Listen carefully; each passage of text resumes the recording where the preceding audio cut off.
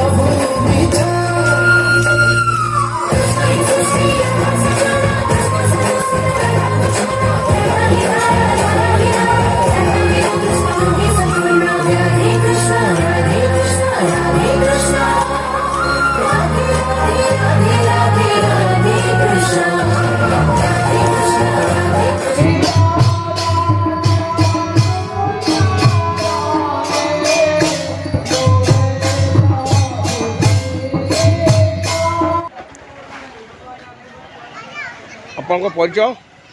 आज्ञा मु त्रिलोकेश्वर भारती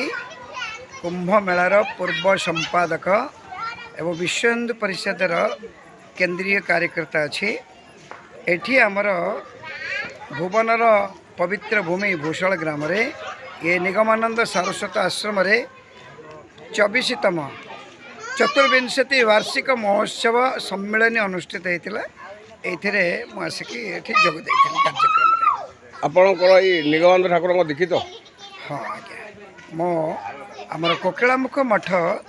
निगमानंद सरस्वती द्वारा मंत्र प्राप्त होगा परे एठिकार जो महाराज स्वामी त्रिगुणानंद सरस्वती एक अध्यात्म ज्योतिष्क तांको श्रीचरण रे महुलपाल रामियाल नदी कूल एक महाश्मशान अच्छी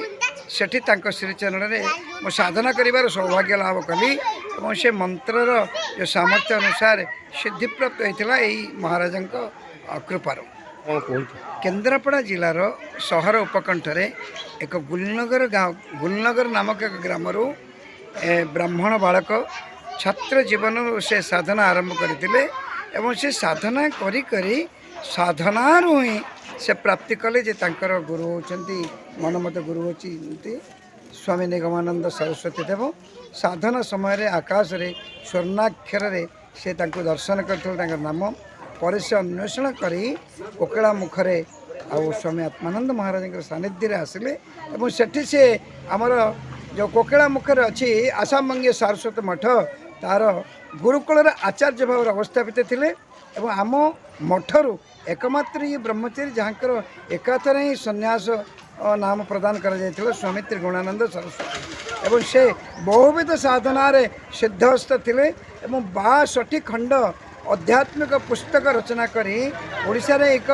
गुरुत्वपूर्ण आध्यात्मिक साहित्य आंदोलन से स्रष्टा थे आध्यात्मिक जगत एक क्रांतिकारी महापुरुष थे